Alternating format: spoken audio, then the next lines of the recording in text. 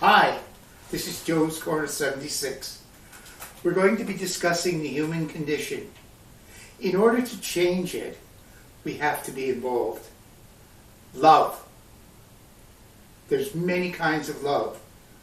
Love of country, love of parents, love of children, love of one another, romantic love. The first idea of love that I want to address is you've got to love yourself. And by that I mean you have to feel good about yourself. I don't mean you have to be a narcissist. You just have to feel good within yourself and say, I'm okay. I feel all right. Because when you do that, other people notice it and it radiates around. And you're going to get feelings of love, you're going to get feelings of affection back. One of the most important affections in our life is romantic love. Love between two people. Let's explore that a little bit. Right now, we have marriages where half seem to fail in divorce. Is there a reason for that? Are there any things that aren't happening? I thought about it and I said, in this age of instant communication, people don't really talk to each other. They look at Facebook, they look at Instagram, they form opinions without saying, are these true? Are these the real facts? I think that they do that about people too. They meet someone and they say, oh, I'm attracted to them. Now, you can have a first love. That's kind of a puppy love. You have some physical attraction. You're going to love each other forever. But that's not going to last. And you're going to remember that first love the rest of your life. But as you journey through, you're going to hope to find a love that's longer. Now, when you look at the romantic, everybody wants a romantic feeling. Everybody wants to be swept off their feet. But when you get down to the real reality, a lot of people, when they say they're in love, I just wonder if they're not in lust. Because it seems now people rush into relationships, they move in together. Do they really know each other? Have they thought about things that can improve the relationship or kill it? For example, do they know how to communicate with each other? And communication is a two-way street. You've got to speak, but then you've got to listen to the response and act on it, not just ignore it. You've got to find out, what does this person want in life? Where do they hope to go? What are their dreams? Are they asking you about your dreams? Have you got things in common, even though you're going to be different? Have you got common goals, like building a life together, having children maybe, buying a house, traveling, whatever? Have you got some common goals? Can you communicate them? Or are you just rushing into something? I'm wondering if maybe you should be taking more time to get to know each other before you start living together, or God help you get married. Maybe you should start and look at what makes a good relationship. What are the pitfalls? You'd be surprised. The number one pitfall in relationships is money, not sex. It's something that can start out small and grow into a big cancer because one's a spender, one's a saver. They haven't got together and figured out what they want to do. They haven't sort of thought about where they're going to go, where they're going to live. They want everything instantly, but they don't really know each other. What about them taking time to do that?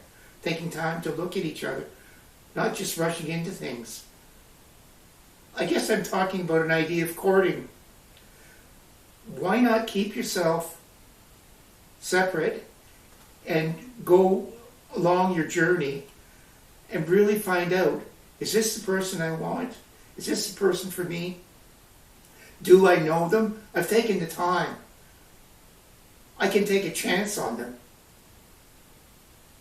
Do I think I can build a life together with them? Have we talked about money? Have we talked about children? Have we talked about religion?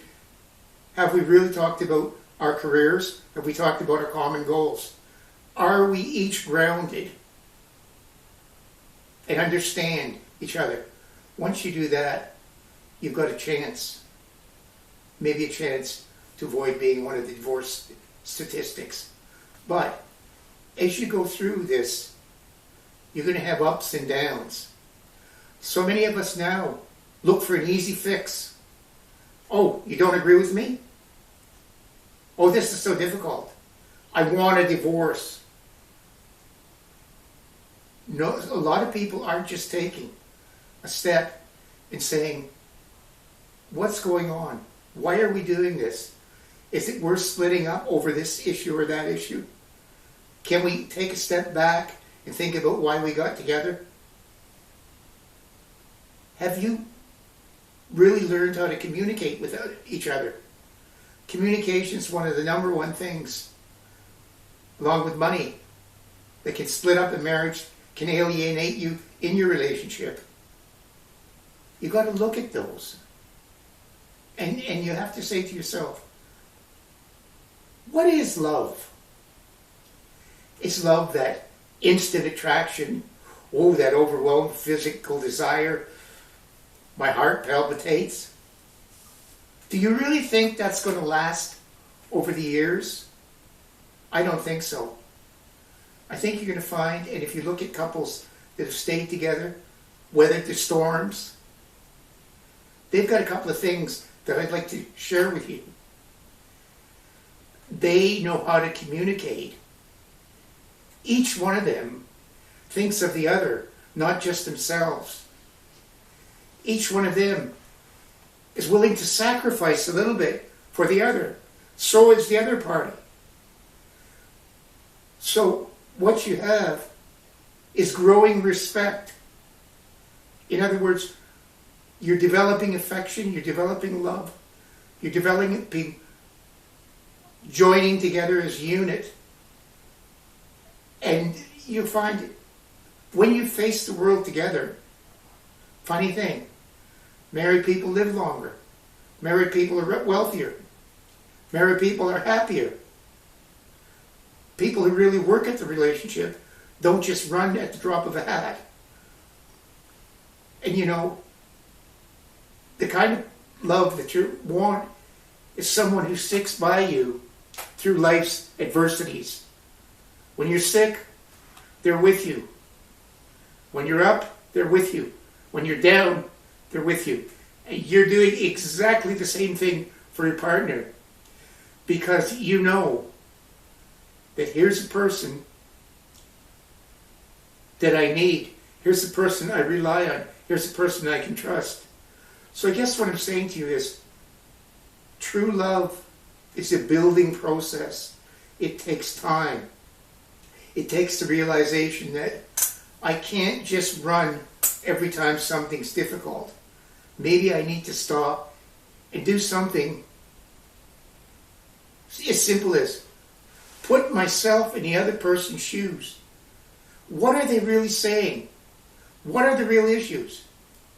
Am I going to be stubborn, or am I going to have an open mind?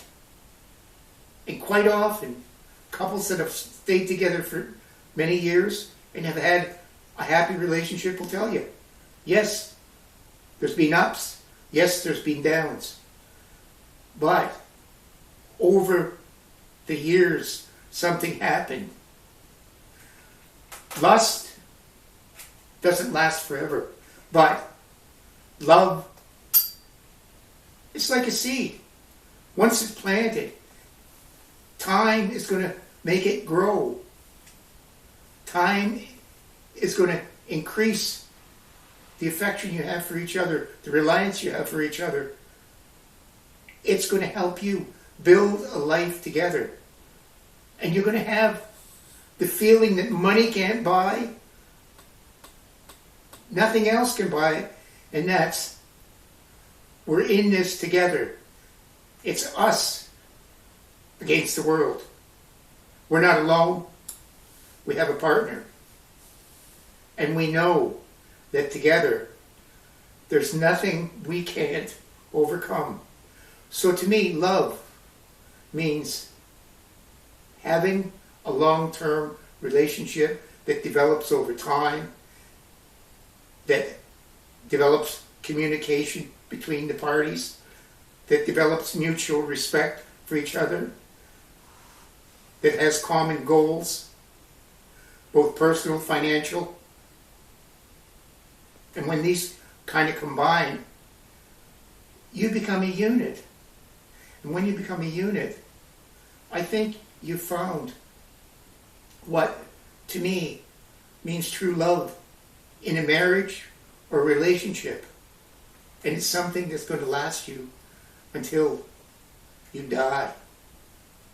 So, I'm asking you to say, I'm going with this person.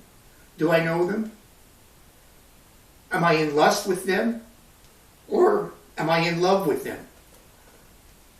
Strangely enough, you might find that love takes time. And when you take time, you may find this person is not the one for you.